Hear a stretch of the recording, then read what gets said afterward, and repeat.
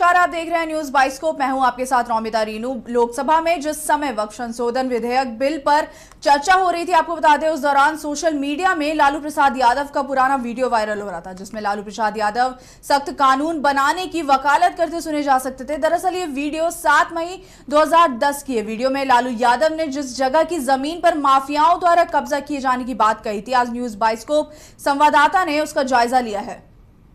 वक्फ संशोधन अधिनियम 2024 लोकसभा में पास हो गया। कल जिस तरह से इसको लेकर जो चर्चा हुई, उसके बाद से बिहार में राजनीति तेज है। कल एक वीडियो क्लिप जो आरजेडी के राष्ट्रीय अध्यक्ष लालू प्रसाद यादव हैं, उनका सोशल मीडिया पर काफी तेजी से वायरल हुआ। उसके बाद उस क्लिप में उन्होंने साफ कहते उन्हें देखा जा रहा है कि पटना के डाकबंगला चौराहे पर जो बहुत सी गगनचुंबी इमारतें हैं, जो मल्टी कॉम्प्लेक्स है, उनका जो है यूज वक्फ की संपत्ति का जो भूमाफिया हैं उन्होंने कब्जा कर लिया था। उसके बाद से लगातार हम कोशिश कर रहे हैं उन संपत्तियों को दिखाने की। देखिए, इस समय जो हम मौजूद हैं पटना के डाकबंगला चौराहे पर है और यहाँ जो गगनचुंबी इमारतें हैं, कहा जा रहा है कि इन्हीं गगनचुंबी इमारतों का जो है लालू प्रसाद यादव ने 7 मई 2010 को लोकसभा में जिक्र किया था। उन्होंने साफ तौर पर कहा था कि लगातार जो गगनचुंबी इमारतें मल्टी कॉम्प्लेक्स बनाए जा रहे हैं, वह वक्फ बोर्ड की जमीन पर भूमाफियाओं द्वारा जो है वो अधिग्रहित करके बनाए जा रहे हैं। और इसको लेकर उन्होंने साफ तौर पे कहा था कि अब समय आ गया है कि वक्फ को लेकर एक कड़े कानून बनाए जाएं। और लगातार ये डाकबंगला चौराहे की तस्वीर है, जहां आज के डेट में गगनचुंबी इमारतें जो हैं वो बनकर तैयार हैं। और सिर्फ ऐसा नहीं है कि ये 2 ही बिल्डिंग है, लगातार जो हम आपको सीक्वेंस से दिखाने की कोशिश कर रहे हैं कि यहाँ जो लाइन से बिल्डिंग्स हैं, वो सारे बिल्डिंग्स कहा जाता है कि वक्फ बोर्ड की संपत्ति पर बनी हुई हैं। और अब इसी को लेकर जो है वह राजनीति भी तेज हो गई है। लालू प्रसाद यादव ने साफ तौर पर कहा था कि इन संपत्तियों जो भूमाफिया अर्जित कर रहे हैं, जो वक्फ की संपत्ति पर कब्जा कर रहे हैं, उसको लेकर कड़े कानून बनने चाहिए। जब कल वक्फ अधिनियम 2024 बिल जो है वह लोकसभा में पास हो रहा था, तो उस पर काफ़ी ज़्यादा जो इंडिया गठबंधन के लोग हैं वह हंगामा कर रहे थे। उनका साफ तौर पे कहना था कि वक्फ की जो संपत्ति है उसको सरकार अधिग्रहित कर रही है और तमाम तरह की जो है बातें कही जा रही है कि यह मुसलमानों के खिलाफ है, यह मुसलमानों की जो संपत्ति है उस पर सरकार कब्जा करना चाहती है। मगर कल सरकार ने साफ कर दिया कि इसकी चर्चा लालू प्रसाद यादव ने 2010 में की थी और अब उन्हीं की बातों को लेकर जो है वह इस तरह के कार्य किए जा रहे हैं। इस पर जो वक्फ की जो संपत्ति है उसको लेकर साफ तौर पर लालू प्रसाद यादव ने पहले ही क्लियर कर दिया था कि कड़े कानून बनने चाहिए थे। अब जब कड़ा कानून बन रहा है तो इसको लेकर महागठबंधन के लोग या इंडिया गठबंधन के लोग क्यों हल्ला मचा रहे हैं, क्यों हाय तौबा मचा रहे हैं। सहयोगी हीरा के साथ महिप्राज, न्यूज बाइस्कोप, पटना।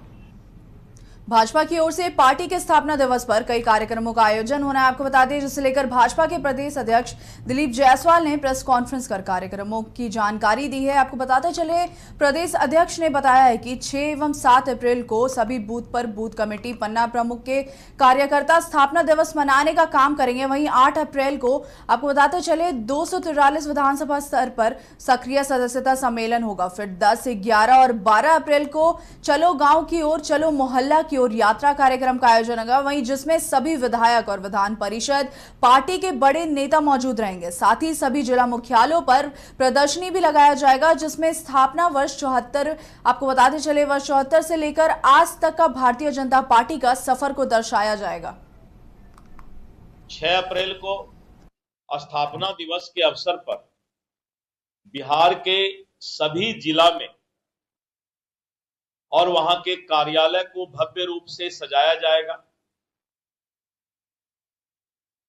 और पार्टी के जो हमारा चिरंजीवी यात्रा है इतने लंबे समय का, उसका सभी जिला मुख्यालय पर हम लोग एक प्रदर्शनी भी लगाने जा रहे हैं। बिहार के 243 विधानसभा स्तर पर भारतीय जनता पार्टी अपने सक्रिय सदस्यों का सम्मेलन करेगी और ऐसे करीब 1,57,000 सक्रिय कार्यकर्ता का 8 एवं 9 अप्रैल को मंडल स्तर पर सक्रिय सदस्य सम्मेलन होगा। 10, 11 एवं 12 अप्रैल को भारतीय जनता पार्टी गांव, बस्ती, मोहल्ला चलो अभियान, चलो गांव की ओर, और मंडल से लेकर प्रदेश स्तर के सभी नेता, सांसद, विधायक, विधान पार्षद, सभी लोग चलो गांव की ओर, चलो मोहल्ला की ओर, और 3 दिन जो है गांव का अपने स्थापना दिवस पर यात्रा करेंगे, लोगों को भारतीय जनता पार्टी और जनसंघ काल के आज तक के यात्रा के बारे में। बिहार के गया में एक ऐसी शख्सियत है, आपको बताते चले, जिन्हें पानी का जुनून है, और पानी का जुनून अपने लिए नहीं बल्कि पानी के लिए परेशान लोगों के लिए है। पूरे बिहार झारखंड बॉर्डर से लेकर नेपाल बॉर्डर तक इस शख्स ने 500 से अधिक गांवों में 2000 से अधिक चापाकल लगवा दिए। दिखाते हैं आपको एक खास रिपोर्ट। बिहार के गया में एक ऐसी शख्सियत है जिन्हें पानी का जुनून है, और पानी पहुंचाने का जुनून अपने लिए नहीं लोगों के लिए है। बिहार झारखंड के साथ साथ नेपाल बॉर्डर तक इस शख्स ने 500 से अधिक गांवों में 2000 से ज्यादा चापाकल महज कुछ वर्षों में लगवा दिए हैं।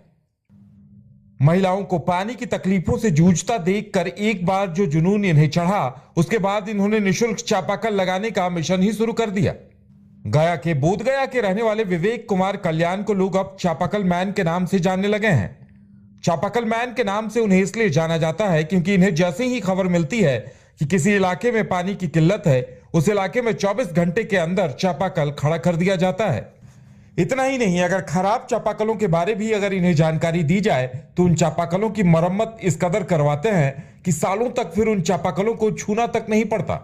2004 से हम चापाकल लगाना शुरू किए थे। जब हम स्कूल जाते थे, स्कूल के टाइमिंग जब कंप्लीट हो जाता था, उसके बाद जब गांव में विजिट किए हम तो देखे चापाकल का बहुत दिक्कत हो रही है, और महिलाएं जो है दूर दराज से पानी ला रही हैं, 1 किलोमीटर 2 किलोमीटर से ला रही हैं, जिससे गांव में बहुत दिक्कत हो रहा है महिलाओं को।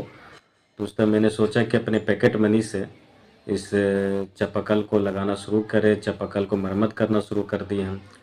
तो धीरे धीरे मैंने वो कार्य शुरू किया, और मुझे लगा कि इस तरह से दिक्कत बहुत से गाँव में होगी, जिससे मैंने गाँव भी विजिट करना शुरू किया। अगल बगल गांव जितने भी क्षेत्र थे उस गांव में, तो देखा मेरे बहुत से चापाकल बिगड़े हुए हैं। तो अपने पैकेट मनी और बाद में मेरे सहयोगी परिवार से सहयोग लेना शुरू किया, जिससे चापाकल लगाना भी मैंने स्टार्ट किया था। उसके बाद धीरे धीरे मेरे जो है माता जी अमेरिका, वियतनाम, मलेशिया के सहयोग से सैकड़ों चापाकल, मतलब कि 2000 से भी ज़्यादा चापाकल 20 सालों में मैं लगा चुका हूँ। जहाँ पर जो है कि सिर्फ गया ज़िला ही नहीं, सीतामढ़ी, वैशाली, नेपाल बॉर्डर और बेतिया और बाराचट्टी व झारखंड के बॉर्डर, हर जगह पर मैंने चापाकल लगाया है। जहाँ से फ़ोन आती है, मैसेज आता है, कॉल आता है, उस जगह पर मेरा टीम जाती है, मैं खुद जाता हूँ और उस जगह पर चापाकल प्रोवाइड करता हूँ। और ये चापाकल बिल्कुल निःशुल्क लगते हैं, वहाँ पर एक भी पैसा नहीं लगता है किसी का, क्योंकि वहाँ पर जब निरीक्षण करने के बाद देखा जाता है कि वाकई में यहाँ पर पानी की दिक्कत होती है। बहुत से ऐसे माउंटेन एरिया होते हैं जहाँ पर बहुत गहराई होती है, चापाकल पानी बोरिंग करने पर निकलती नहीं है, वहाँ पर दिक्कत होती है। बहुत सा डीपली जाने के बाद पानी निकलता है, तो वहाँ पर हीरा बोरिंग होती है, हैंड बोरिंग भी होती है जहाँ पर ऐसा ज़रूरत होता है, कहीं पर डीजल बोरिंग भी होती है। तो इसके लिए चापाकल कहीं पे ज़रूरत होती है फ़ोन पर। अभी भी अगर फ़ोन या मैसेज अगर किसी के ज़रिए आता है, फेसबुक के ज़रिए, तो हम वहाँ पर प्रोवाइड ज़रूर करेंगे। और ये हमेशा सिद्धार्थ कंप्रेशन के ज़रिए हमेशा कार्य होते रहेगी, और लोगों को पानी के जब भी कहीं पे दिक्कत होगी हम उसको पूरा सहयोग करेंगे। पानी और चापाकल के लिए जितनी फोन की घंटियां सरकारी दफ्तरों में बजती होंगी, उससे कहीं अधिक घंटियां चापाकल मरम्मती और चापाकल लगवाने को लेकर विवेक कल्याण के मोबाइल पर बजती हैं। और तो और बिहार के हर जिलों में इन्होंने 5 लोगों की एक टीम ही तैयार कर रखी है, जो जल संकट जैसी बड़ी समस्या को पल भर में दूर कर देने की इच्छा रखते हैं। और अब तो आलम कुछ यूं है कि बिहार के गांव शहरों से नहीं बल्कि प्रशासनिक अधिकारियों के फोन भी विवेक कल्याण को आते हैं, क्योंकि एक सरकारी चापाकल बनवाने में न जाने कितनी प्रक्रिया पूरी करनी पड़ती है, लेकिन जैसे ही इन्हें सूचना दी जाए, हीरा बोरिंग हो, डीजल बोरिंग हो या फिर हाथ बोरिंग, काम फटाफट हो जाता है। पहाड़ी इलाकों में हीरा बोरिंग कराने पर लगभग 50,000 का खर्च आता है, और वो पैसा विवेक खुद उठाते हैं। विवेक कुमार बताते हैं कि पूर्व राष्ट्रपति रामनाथ कोविंद भी उनके यहां आ चुके हैं और संस्था जो काम कर रही है उसकी सराहना भी कर चुके हैं। इसके अलावा वियतनाम के राष्ट्रपति का प्रतिनिधिमंडल भी उनके इस पहल को सराह चुका है और अब तो उनके इस जुनून को आगे ले जाने में अमेरिका, वियतनाम, मलेशिया के कई लोग इस मुहिम में उनका साथ दे रहे हैं। 2019, I met people. He invited me to come here for helping people. So I decided, okay, every year I go to Vietnam to do eye surgery for 100 people every year. But when I meet him, he invited me to come here, December 2019. So every year I come for 5 months in India to help hand pump, because I know one hand pump only $300, easy for me. So I keep doing now. So far 30 hand pump, because one hand pump people don't understand. They die because they don't have water. I cry. I ask my friend, nobody help me. So I decide every hand pump I do, I feel so happy because they pay me in rural area to have water to survive for life. Because no water, nobody can survive. Food okay, but principle is the water. That's why I survive so many people in India.